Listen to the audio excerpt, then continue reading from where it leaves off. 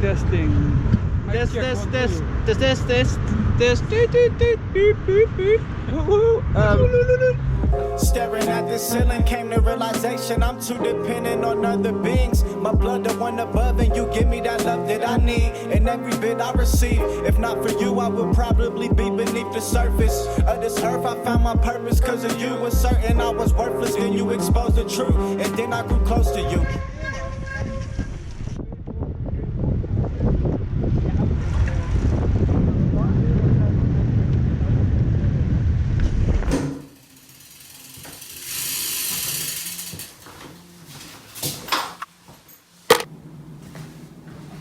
Hey, I'm back home, and today I wanted to tell you a little bit about how my winter training is going. I'm now 9 weeks into my training schedule. The program has been mainly about base fitness, so low intensity, long endurance rides. So I've been doing them outside but also in Zwift. And last week, the last training of week 8 was an FTP test. Now I've done FTP tests before, both 20-minute tests and ramp tests. This one was a 20-minute test, and I failed horribly. I did a ramp test about 2 months ago and got a score of 285 watts. So now I was aiming a little bit higher, 290, 295, and after 10 minutes I was already completely dead, which of course is one of the big downsides of these 20-minute FTP tests. And why I decided that next time I'm going to do one of these tests, it's definitely going to be a ramp test. It's so much easier to push yourself to the limit on one of those, but not over the limit. So I think for me, that's just the way to go forward, because otherwise I'm just going to continue mispacing these 20-minute tests, and then what's the point? It just takes a lot of time and effort. So my FTP setting in Zwift has been unchanged, and I'm not going to do anything about it. I'm just going to accept that probably I'm still at 285, but I am going to increase the total amount of training a little bit. So I was going for 500 TSS a week until now, but I'm going to add 50 to it because I didn't really feel super tired yet, and of course I want to get the most out of this winter training. So I'm going to up it to 550 and see how that feels. Another thing that I decided to change is that even though the base phase is all about low intensity, I've read a lot about it, and I think it would be good to add some high intensity to it. And the most fun way for me to do that is by adding Zwift races. So yesterday I did my first Zwift race of the season, and I recorded some footage, so I'll show you now how that went.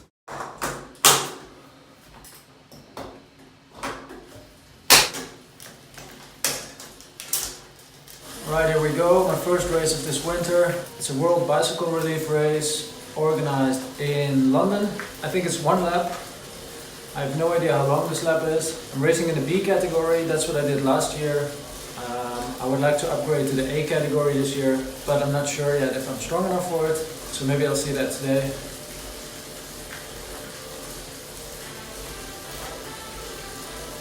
It's 13 minutes to the start. So I'm just going to do an easy warming up, a few harder efforts, and then I hope I'm ready.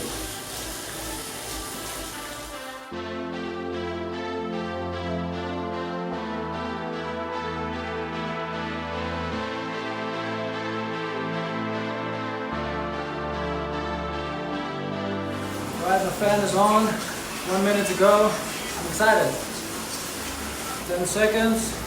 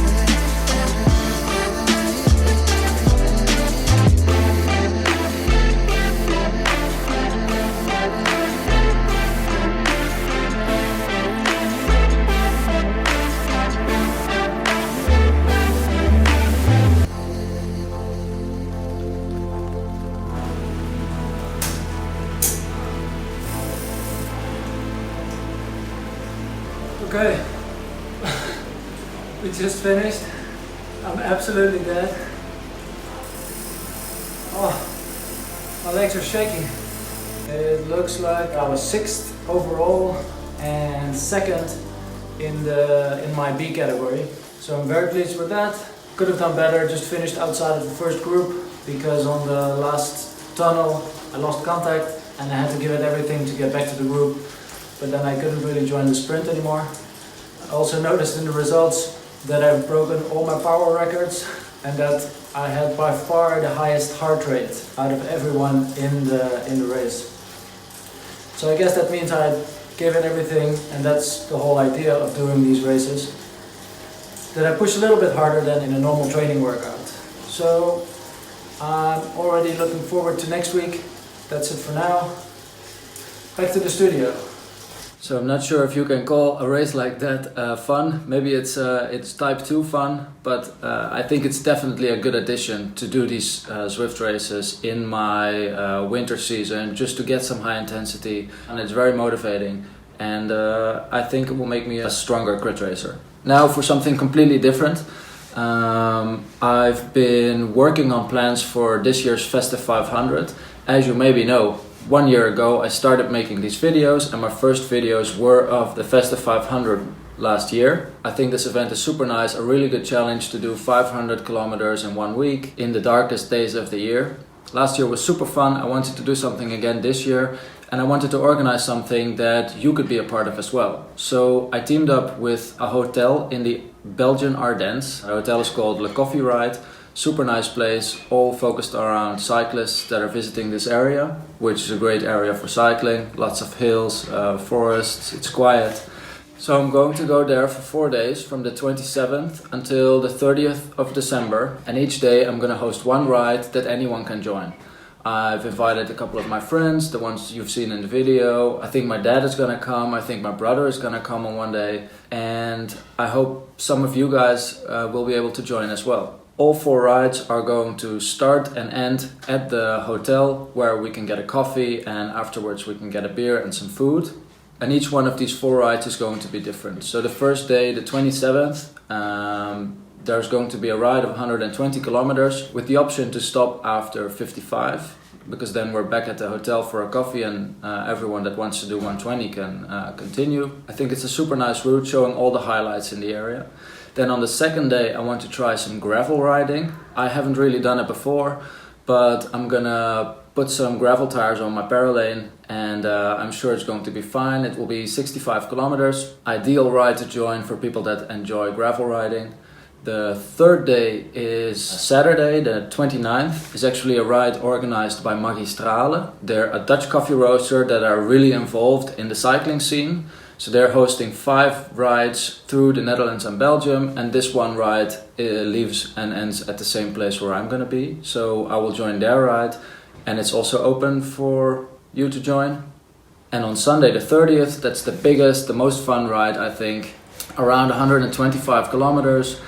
And we will pass by 2 of the most iconic Belgian beer breweries of the region.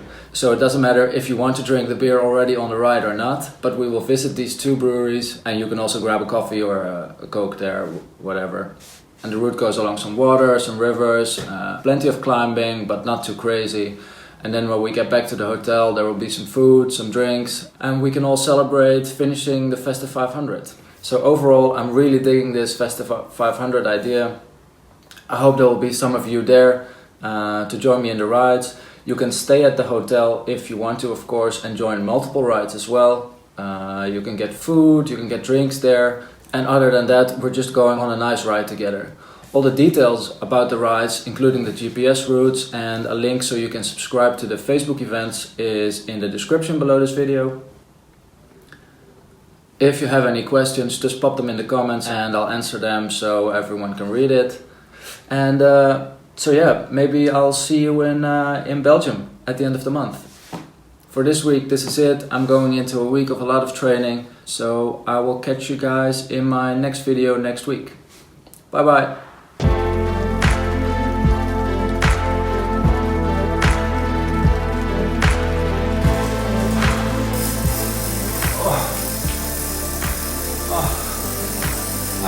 recovered for a bit now.